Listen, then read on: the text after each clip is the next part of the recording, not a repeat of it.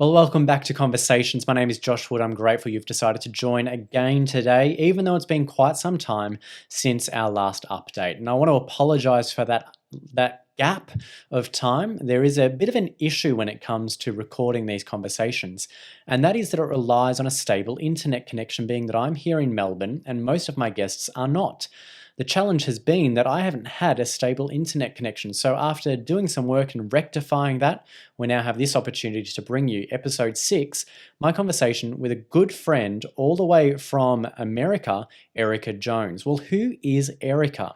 Well, she's the assistant women's ministry director of the North American division of the Seventh-day Adventist Church. She's been in that role for a number of years now, and her passion and her joy is really found in ministering to, empowering and uplifting young girls and women, especially those who are struggling with what many young girls and women are doing right the world over, issues of self-harm, issues of the LGBT community and how that relates to the church, issues of mental health and helping get through those sorts of things. But perhaps more importantly, perhaps more encouragingly, she's beginning to have conversations that we've avoided for so long around domestic abuse and not just domestic, spiritual abuse, physical abuse, sexual abuse around young girls, around women in and outside of the church. So I would like to encourage you to watch along,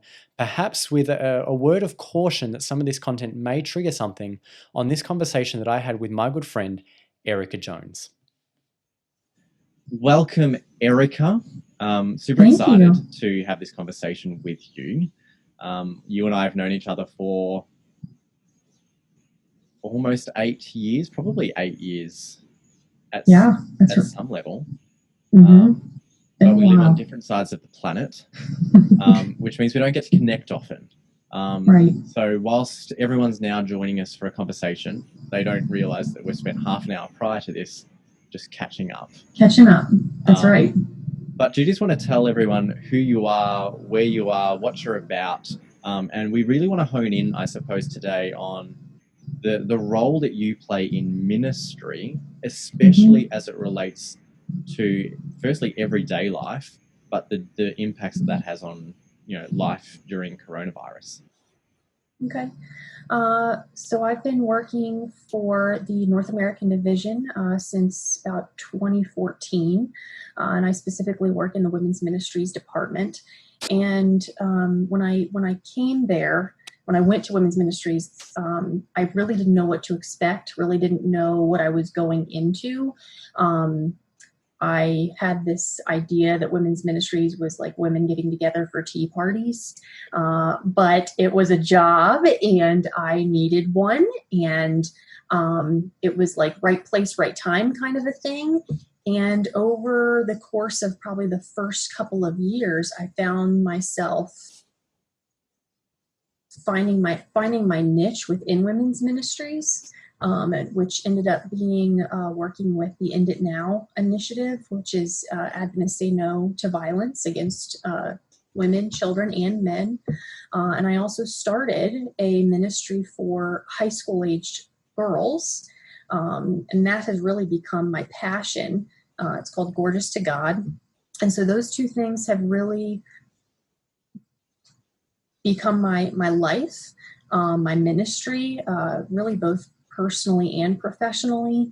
And it's just, I can't say enough about how humbling it is to be a part of it. So that's what I do for the North American division.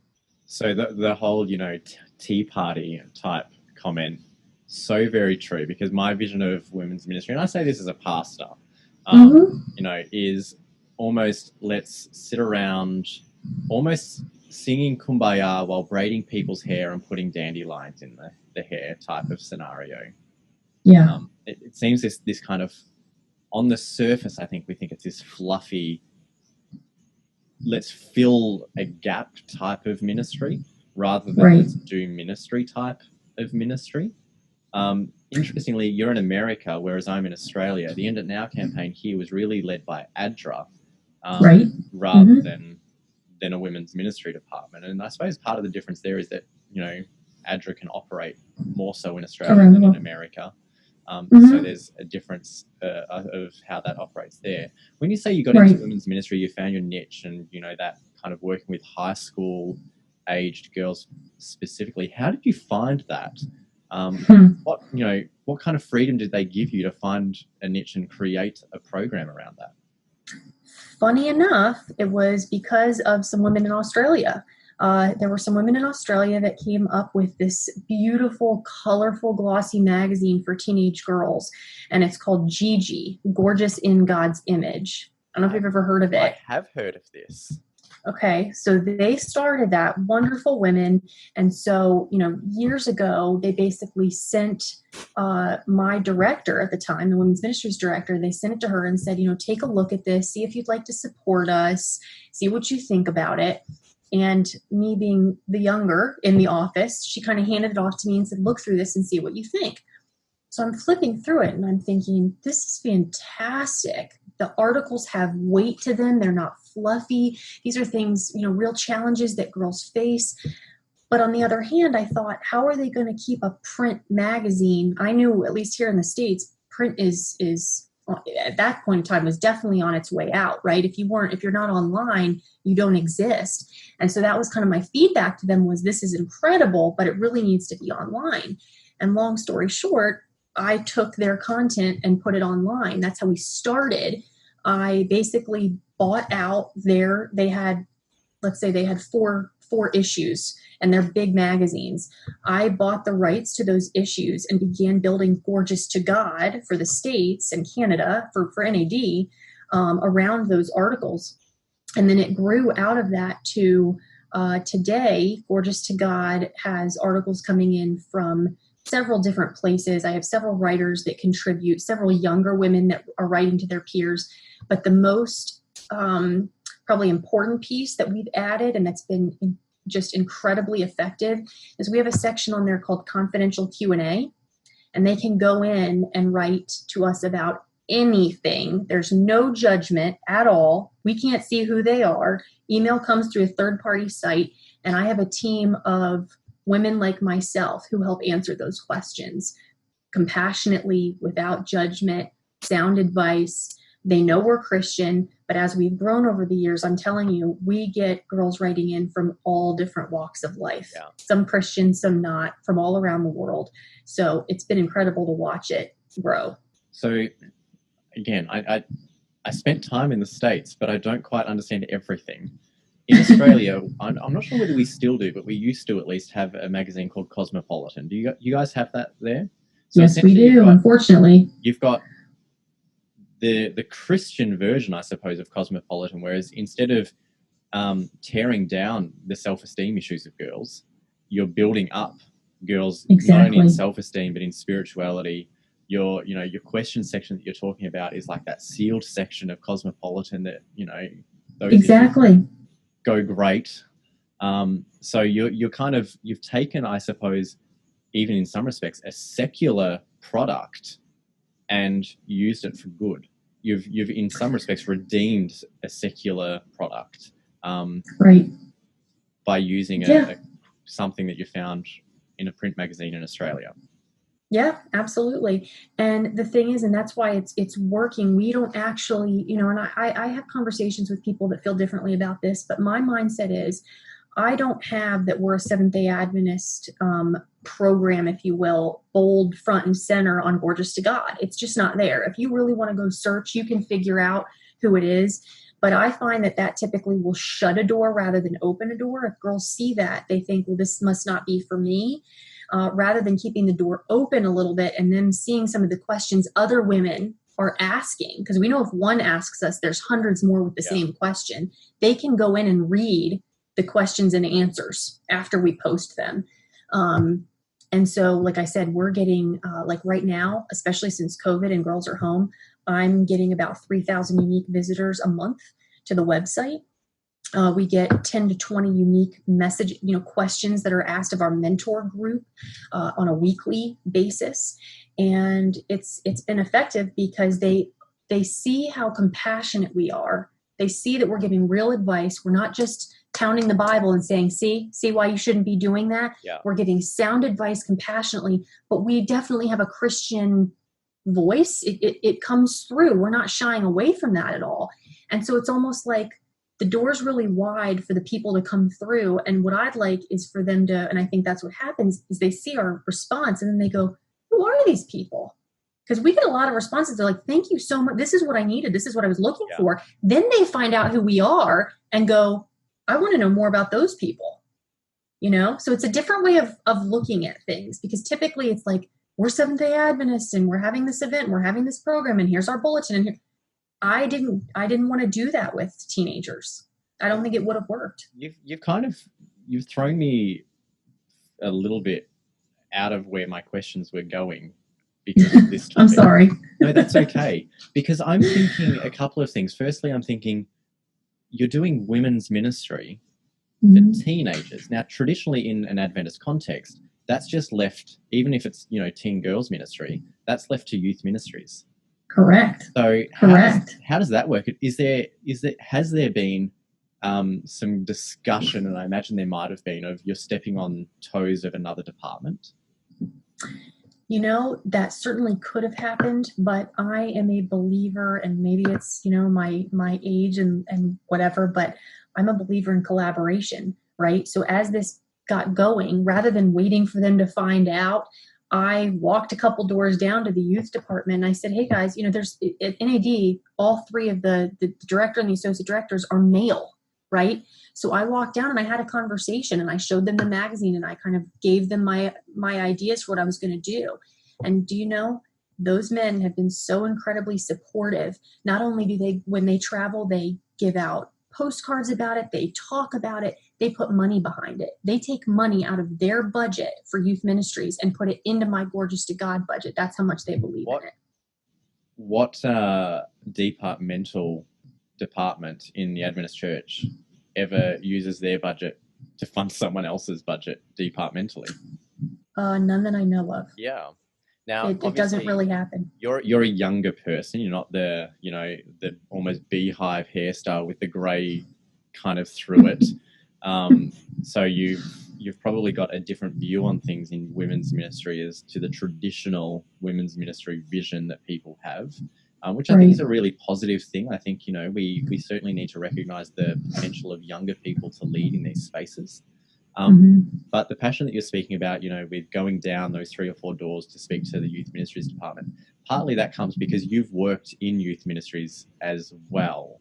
This is true. You just want to share perhaps a little bit about your experience in youth ministries, because when you were working in youth ministries, when you and I first met, you weren't just working in youth ministries. You were, by definition, youth. This is true. Yeah, I came into the youth department for the General Conference literally right out of college at Southern. So I'm, 20, 21, 22. So yeah, I was one and I'm working in that department. Now, of course, it's different when you're working for the world field than, getting a little bit narrower and just working in the division field. But certainly, again, I have to point back to the power of leadership in recognizing, not just going around touting, oh, the youth are our future, but recognizing that there was one in his department. The director at that time saw my skill set and pushed me into a role that I didn't even think I was ready for, which is how you and I met. He comes up with this idea that we're going to bring volunteers in from all over from every division to New York. And Erica, you're going to run it. You're going to manage it. And I'm going, what? But he put me in a role that he knew that I could be successful in, that I could grow in. He mentored me, very important word. And so I grew there. I, managed that project. And then there came a time where it was time to move. I felt God calling me to move on to something else. But certainly that experience was powerful. And it showed me how important mentorship was, and kind of reaching back and believing, not just talking about it, believing that a young adult can do something and be very effective in reaching their own peers, Well, speak to me about your team then. That mentoring is so strong that you've experienced in your employment. The team that you work with, especially on this, now it's not a magazine anymore, it's a website. It's a blog, yeah. It's a website. So what's the makeup of the team that works there? How does the age breakup work? How many volunteers do you have? Where are they from? How are you now? Even though that you're not significantly older than you were when you started in the youth department, how are you mentoring the next generation? So the actual day-to-day management of the website is still me, myself, and I. We're a 2-person department, and my director just retired at the beginning of the year, and they won't replace her till after GC session. So I'm literally, I'm holding down the fort by myself right now. So my team is not in the office. They are not paid. I reach out to other young adults who want to mentor teenage girls who have a voice. I've made friends with these people over time, and so they write, they contribute, they do videos for us. My mentoring team that actually answers the questions, that was just a huge blessing. It's actually Adventist Information Ministry, which is based at Andrews University. I now send them the questions, and there's a group of young adults up there at Andrews that actually answer those questions now. So that's my main team. I've never met them face to face ever. I don't know which one of them answers a question. Their manager basically gets it, decides who's going to answer it, and they send it back with no name on it. It's all anonymous. So I actually... Which is the purpose of the section. Exactly. They do an incredible job just showing love to people that are really struggling. You can go on to our blog and see the questions that girls ask. They're not shallow. We're talking about, mental health challenges, suicidal thoughts. We're talking about abuse. We're talking about really toxic relationships. You name it. We've covered it. A lot of questions about the LGBT community, how they fit into that. My friend has come out, or I'm questioning. I don't know what to do. Do I tell my family? Or I have told my family, and they've dismissed me. We get some tough questions. But my point to my administration when I went to them with this idea was, look, if they're not asking us, they're going to go somewhere else. They're going to Google it. They're going to go to YouTube. They're going to find the answer somewhere. Wouldn't you rather them come to us? Well, this is kind of, just to throw back to an episode we had a few episodes ago. This is kind of where Justin Koo's That Christian Vlogger started. Exactly. They're asking these questions. We're not providing a response. Right. So let's provide a response. Yep, and Justin does an excellent job of that. I've worked with him. He's done some great stuff for Gorgeous to God, as well as his wife has contributed to Gorgeous to God many times. And we've just become this network of media. I don't even know what you call it. Yeah, I mean, we're trying to give people really good advice and let them know that with this advice, we're not holding anything against you. We want to journey with you. You're on a path. This isn't the end. It's not too late to turn around and do something different. And we want to journey with you through this. Our responses to them are pretty lengthy. They're not short little snippets, but they have the option. If they want to do more of a chat back and forth, they have that option as well. But I find that most girls want the kind of full answer from us. And then, like I said, we're able to repost those so that other girls can read them. It's interesting to me, you essentially, in some regards, in an Adventist context, I know a lot of people have done this in other contexts, but you've been pioneering managing a remote team prior to coronavirus forcing everyone to manage a remote team. So you were somewhat training yourself for these last few months. Yeah, I hadn't thought of that, but it's true. The last few months, I think we've all learned, at least I hope so. I think part of the problem with my generation, or one of the problems my generation has with the organized church is the way that money is spent, right? When you go online, like I do with Gorgeous to God, this is an organic thing that's building. I can go back to my admin every year and ask for less money to do more. That's just how it works. And like I said, AIM is, I think I'm paying AIM altogether. I think, I'm giving them something like $25 a month. to answer 10 questions a week. I mean, it's nothing, right? And yet it's very, very effective. So I'm able to do that through email, through Zoom calls. Gorgeous to God was always online. It was never anything with paper or mailing or anything like that. And so I'm hoping that over the last few months, some other departments will kind of, that will have that light bulb moment that, hey, maybe we don't have to travel as much or print as much, that some things will start to shift as we see where our money is really better spent. So that's my perspective. And certainly I travel as well. That's part of the Gorgeous to God thing, is I travel and I speak to them in person, and I could never do that online. There's a connection you create in the room when you've got a room of 16-year-old girls. But other than that, I think the money is well spent. Some of the issues that you've mentioned that you're speaking about with these girls, the questions they're asking around suicidal thoughts and eating disorders and the LGBT community and domestic abuse and all sorts of things, these aren't easy topics. And if we're honest, I think that the church generally hasn't probably given a response enough in some of those situations and some of those topics as we could have. And the nuances are perhaps different from place to place. But at the same time, there are some similarities right across the world in relation to some of these things. Right. When it comes to seeing some of those questions, how does that affect you? What does that make you feel like you want to do in relation to reading a question about, my family's disowned me because I've come out as bisexual, or my best friend's a lesbian, can I still be friends with her? Can I go to my friend's wedding that's going to be a same-sex wedding but still be a Christian? Right. I was raped from the age of 3 and molested up until the age of 12 by my uncle. How do you process those sorts of questions?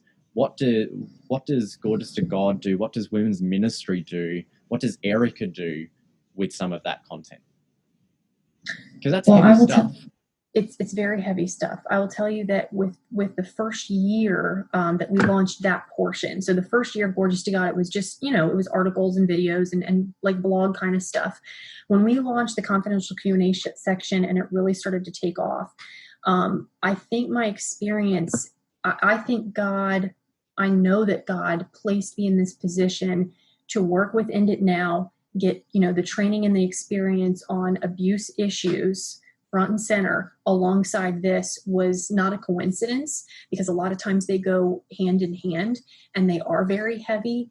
And the first year was very difficult for me. I didn't have any place to put it, if that makes sense. As I started traveling and meeting with girls and putting faces to it, because what I do is after I speak on a given weekend, let's say at a teen retreat, they have times that they can come talk to me one-on-one if they'd like to. And I've never been yet where they haven't taken me up on that offer, because they build rapport with me. They feel like they can trust me. I'm an objective kind of bystander.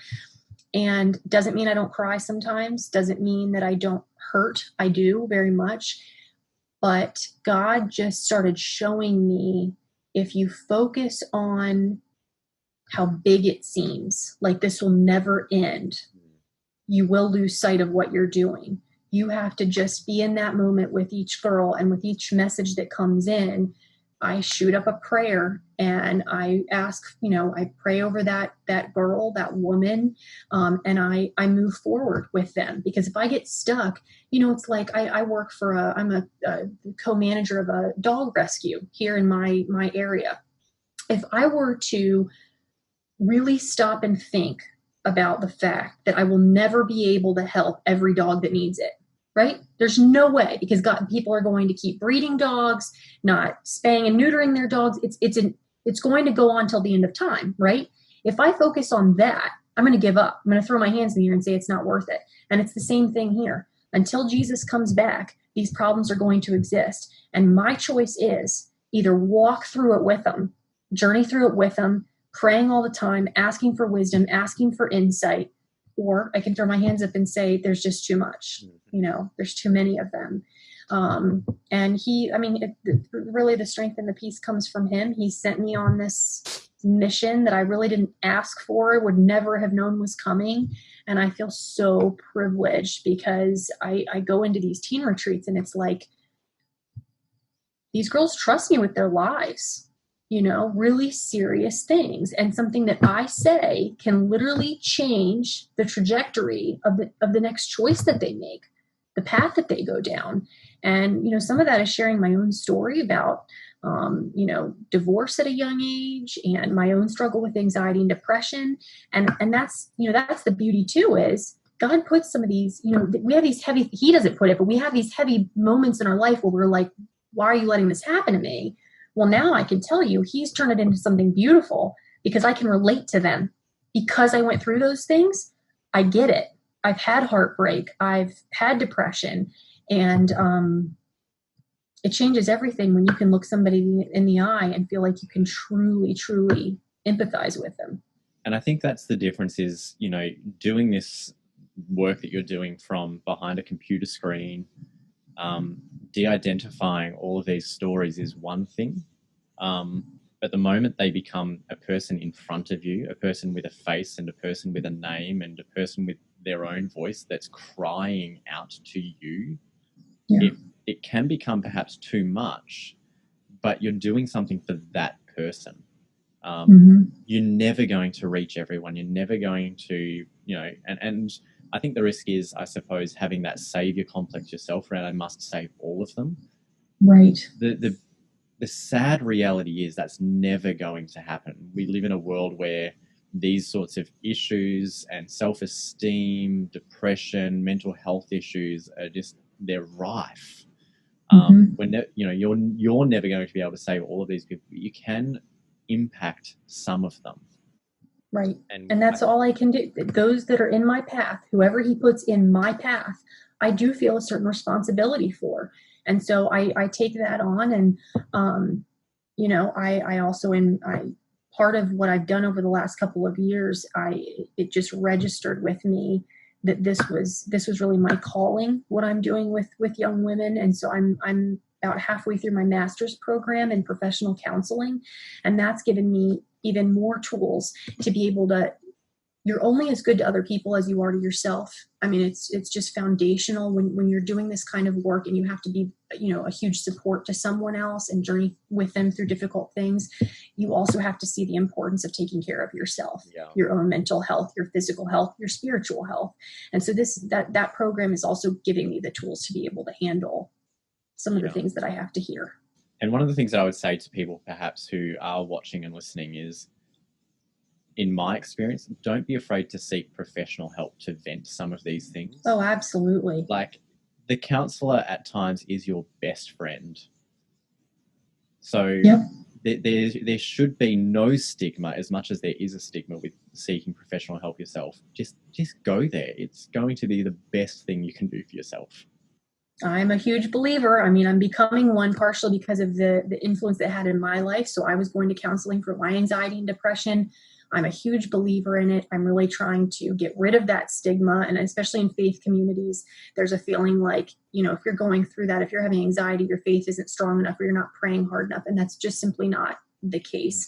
And so I'm a huge believer in it. I tell girls all the time, I will help you find, because that's the other role that Gorgeous to God plays is I'm in a place for a weekend, speaking, and then I'm gone. So Gorgeous to God gives them another level of communication. And then on top of that, we help, if they're interested, we will help them find a counselor in their area. And, to become a counselor, you have to be in counseling yourself. Yeah. It's just part of the deal. And it's exactly what you said. You have to have a place for that negativity to go. Otherwise, it just sits on you. You're just saying you're helping some of these girls if they need to find counselling. Now, obviously, not all of them could afford that, or their families can't afford that. So part of me wants to ask the question on what happens in that situation. But what I'm also hearing is that you then would have a database of counsellors essentially right across North America, almost broken up by postcode. I do one of two things. So the Family Ministries Department in the North American Division has put together such a directory. Some are Adventist counselors, some are just called Christian counselors, but within reason, in a given state in the U.S., I can get them pretty close using that directory. But what I'm finding in my own program is, yes, I'm becoming a counselor who happens to be a Christian. But I personally saw a counselor who didn't advertise herself that way and got tremendous help from it. So if I can't find them one in that network, I'm certainly not against them going to a counselor who doesn't advertise as being a Christian counselor. A good counselor is a good counselor. They will value what you value. And if you talk about that spiritual side of life and that it's important to you, that's going to be part of the conversation regardless. So using either an online database or that specific Christian database from NAD Family Ministries, I try to locate one for them. But the other thing is counseling today is going online too. And so it's a lot more inexpensive. And so for teens especially, I try to set them up with more of a chat function, kind of a counseling relationship if they can't go in person. We just want them talking. We want them communicating to somebody that they trust. Yeah. And I suppose that's probably the key takeaway from that point for young people is there's this feeling, I suppose, for young people, male and female, to bottle up these emotions and these feelings. And there's not really an outlet to speak about it to anyone in a safe environment. So again, a counsel to those who perhaps are in positions of authority or leadership and involved in young people's lives is, if you can be a safe place, don't necessarily be the safe place. You may need more training for that, but just encourage your young people to reach out as a first port of call to you.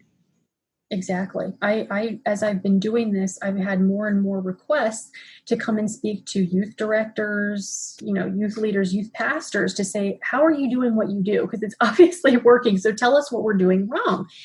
And I don't go in there to tell them what they're doing wrong necessarily. But one of the big things is research has actually proven that the number one thing that makes a difference in a young person's life is the presence of a trusted adult. Number one thing that makes the difference.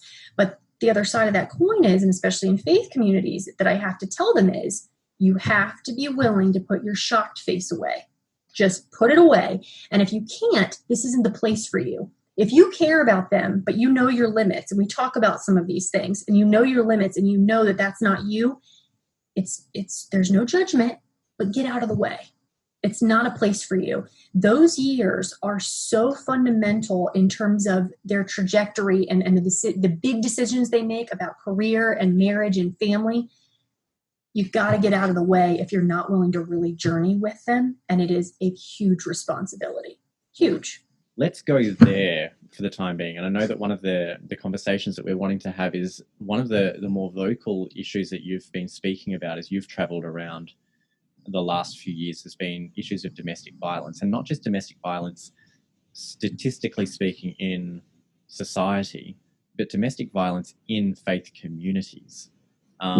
So I just want to bring those two conversations together. You're talking about, training youth leaders and pastors and whatnot about putting their shocked face away.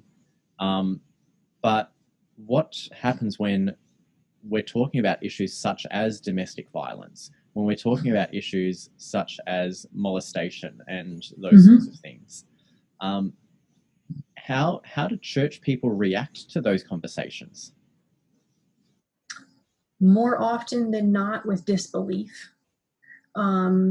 We as a church have not been able to put hard numbers to the issue until really semi-recently, and those numbers were not widely distributed. But I have access to those numbers, and I can tell you without a doubt, it was a social worker, a researcher, very well respected woman within the Adventist community. She did surveys and interviews out on the West Coast, and she found this was about 2014, so not long time ago. Just as you started in the women's ministry department. Right. And her research showed that statistically, our numbers in the Adventist Church are on par, and at times worse, depending on what kind of abuse you're talking about, than the rest of secular America. And on top of that, she found out that about 70% of abuse victims go to their pastor first. When they're ready to get help, when they're ready to disclose, that makes the most sense to them. I'm going to go disclose to my pastor. And unfortunately, more often than not, it's not always the case, but more often than not, that pastor knows the spouse of this person. They've seen them in church and they're active and they're singing in choir and they're an elder. And the pastor says, there's no way he's doing that to you. I can't believe it. I've seen him. Yeah. Or we get, I've heard, you're married. This is your cross to bear. He's your husband. They'll try to do marriage counseling, which is a huge no-no when it comes to abuse issues. You never try to do marriage counseling when there's abuse present in a couple. So I've really heard the gamut. And I can give you some more examples, which are from my own experience in traveling across this country and Canada and Bermuda and Guam over the last several years. I always talk to young women about abuse. I never leave it off the table. I talk to them about abusive relationships because most abuse begins in your teenage years. It's not something that pops up once you get married, he starts slapping you around. It starts with intense jealousy, controlling behavior, and it all starts in high school. And so I have some powerful examples that I share with them. Because I do that and they recognize that then she's talking about it, so she's now made a safe place. She recognizes that it happens. I can tell her. I have yet to go to one of our churches, schools, retreats, you name it. I have a line of girls. And in that line of girls, I would say on average, 10% of them have been molested or raped. So you can't tell me that it doesn't happen. You can't tell me that it doesn't exist. I know it does. We took a poll last year at Andrews University in the seminary chapel, okay? In the seminary building. We had seminarians, future pastors, about, say, 150 of them in the seminary chapel. And we put questions up on the screen and they were able to text in anonymously. Were you physically abused as a child? Yes or no? Were you sexually abused ever? Yes or no? Have you been physically abusive to another? Those numbers were staggering. And we did it not for the point of saying, see, you guys shouldn't be pastors. The point was, wake up. If you guys are sitting here and you represent this much of the whole, and you're going to become shepherds of a flock, recognize that in that flock on any given Sabbath, in those pews, are people that are suffering, that have suffered, that have never told anyone, and you are their first line of defense. As I tell pastors, I don't expect you to be an expert in abuse. That's not what I expect. But I do expect you to know how to refer her, how to counsel her, how to show love and compassion to her. And it is not a pastor's job to be an investigator. It is not a pastor's job to sit across from a victim who's disclosed and say, well, before I help you or hearing what, I have to figure out if this is true or not. That is not your role. Your role is to be it's a pastoral role, right? To know how to refer her to services, to show love and compassion, but it is not to investigate what has happened to her. So yes, it exists, and it exists widely. One of the challenges, I suppose, is, and this is a very broad sweeping statement. In your experience, do pastors accept a counseling as a viable option? Because, we know that that's been an historical challenge in our church. Do we accept that the statistics are real? And then firstly, do we let pride get in the way of recognizing that that's someone's experience? As you're saying, but John's the head deacon. He would never do that. Right. And that's the challenge when it comes to, say, sexual abuse of children. I suppose statistically speaking, we know that the majority of those cases occur by someone known to the individual. Correct. It's not, this whole myth of stranger danger needs to go out the window. It's usually someone they know. And the other thing is, so at our summit we have a yearly summit on abuse now out of the North American division, and it's live. It's free to watch. We do it every year. It's about 4 hours, and they're like TED Talk style. They're posted on our website. Last year we had a pastor he's a non-denominational pastor, but he lives and breathes this work with his wife. He does abuse ministry on the side, but he's also a pastor. And we brought him in to speak to these soon-to-be pastors. And this is somebody that does this work all the time. And he looked at them and he said, do not think that you will know when an abuser is sitting across from you. You can't recognize them. They don't have, some mark on them. You can do this for years and not know what he is capable or she is capable of. So when someone discloses to you, we know this, it's less than 2% of victims that falsify, right, these statements. It's very, very rare. The majority of times it's true, and we can't afford to guess or to investigate. And, there's a reason that pastoral counseling is a track. In seminary, it's a track where I am getting my program. Not all pastors are counselors, right? Correct. If they don't have a background in this or experience in this, they have no business. And that's why I don't say that they should counsel her. They should fill that pastoral role of shepherding, of showing compassion and kindness, but also kind of help pointing her in the right direction. And that absolutely should include counseling, because they are not trained to do that. Well, this is the thing that I keep telling people now.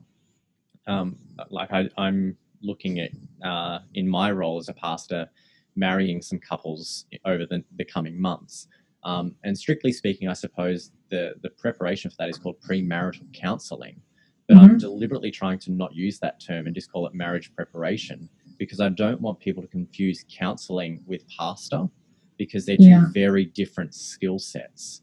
And if you get to the point where you could do not into marriage, but once you're married, you could have some marriage counseling. I can do the same course with a couple that they did pre-marriage, but whilst they're married. But it's not counseling. It's not to work through the issues and to speak to the heart of the matter. It's just more of a checkup. I'm not a counselor. I'm trained firstly to be pastoral. Let me care for you, and secondly, let me teach you the Bible. I'm not taught the psychological side of things at all. That's someone else. So, right. And unfortunately, when they try to jump into that role and they try to do that psychological piece, Josh, even when they try to do sometimes the Bible piece, you've got pastors that are reading, wives submit to your husbands as, I'm sorry he's hitting you, but you got to submit, you got to go back. So sometimes they're off on both fronts, and it's a very, very sad thing, because that woman has nowhere else to go a lot of times. Do you think that the church has a responsibility to be more proactive in professional development for pastors, ministers, and general employees on awareness and referral matters?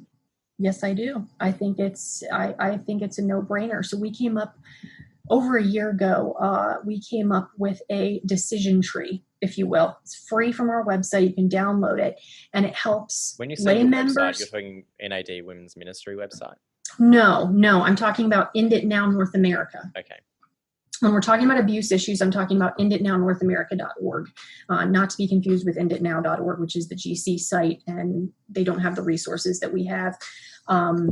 It's downloadable, and it's a way for somebody to kind of work through, okay, if this is a yes, I do this. If it's a no, I do this. And it's really that simple. And you work your way down to really being able to help that victim get to the help that he or she needs and requires without muddling up the process, without muddying the waters.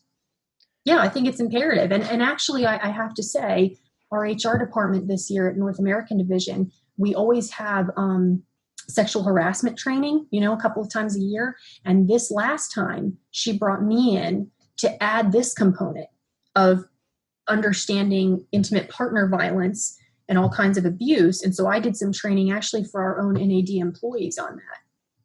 Statistically speaking, for the stats that you may or may not even have on this, but anecdotally even, that intimate abuse scenario, intimate partner abuse, is that what you called it?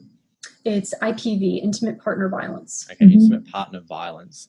I think most people listening along are thinking, all right, church member to church member who are married.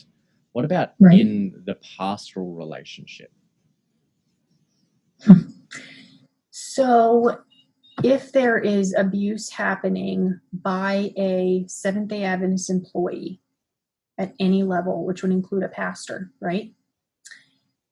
There is a section in our North American Division working policy, there is a section in there that outlines how that is to be addressed.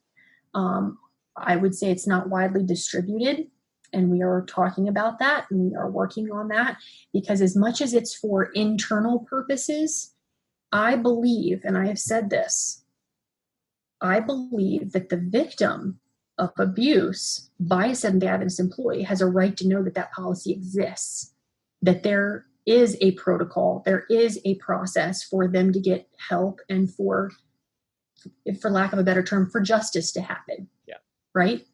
Too many times, and I've heard this again and again, too many times we've heard of a youth pastor molesting a young girl, right? He has opportunity.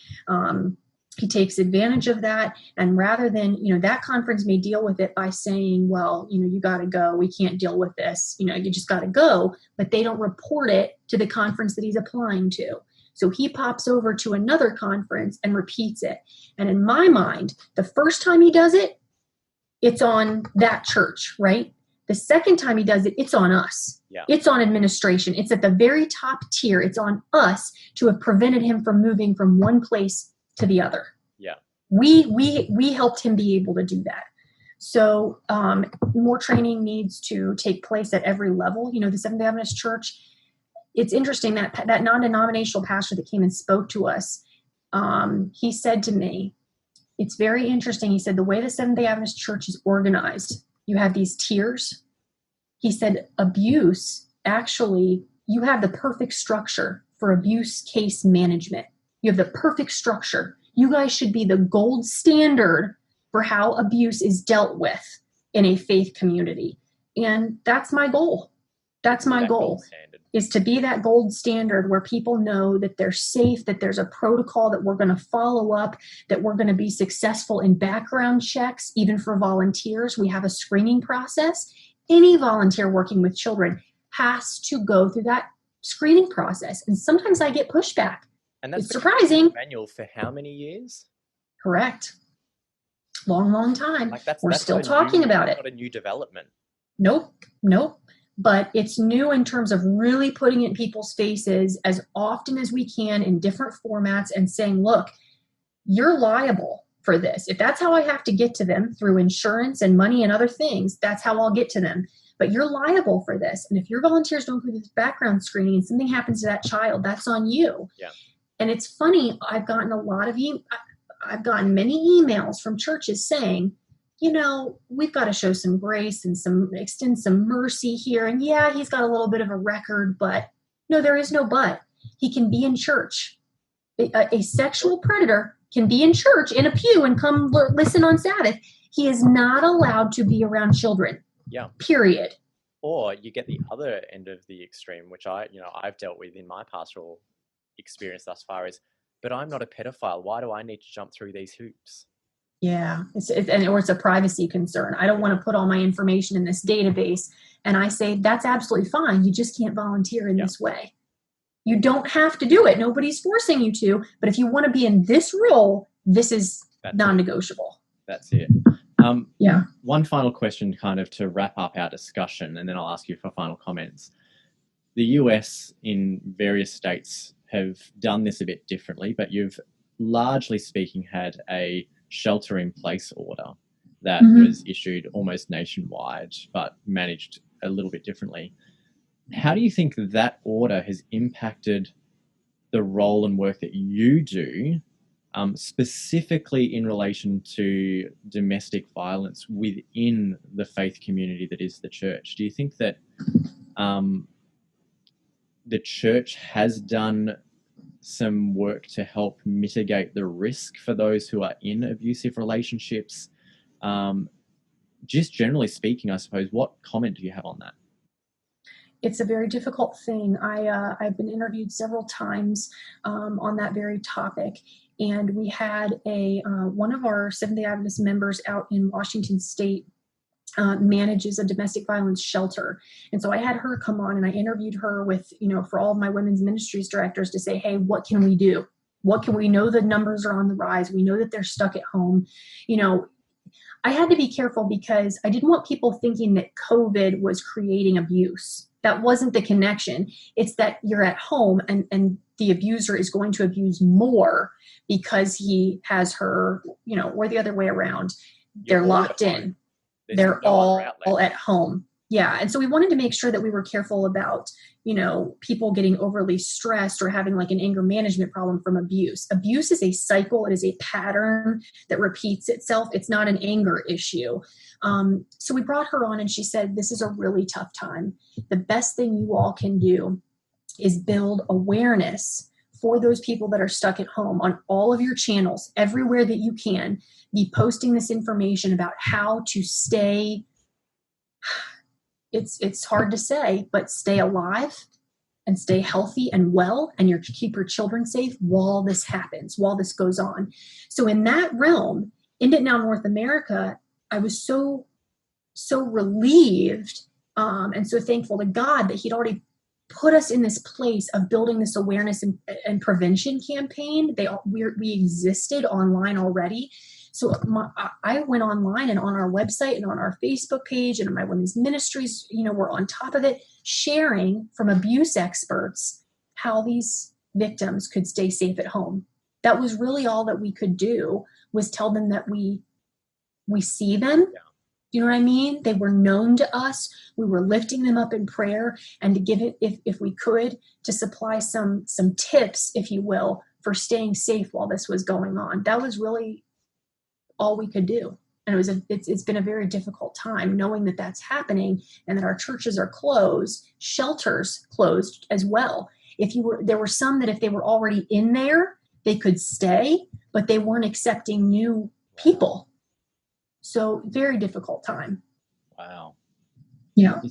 This is a conversation that I think, at least in my area of the world, I don't think we've had perhaps quite enough. It's a conversation that I'd love to keep having with you. And you're talking about resources and websites that you've got, obviously admin access to from your perspective, but are available to the public that as a pastor, I've never heard of. Right. Now, obviously I'm in a different area of the world, so, that could be part of it, but the issues of domestic violence, of abuse, of, teenage girls dealing with issues of anxiety and self-esteem, they're pretty well the same right around the world.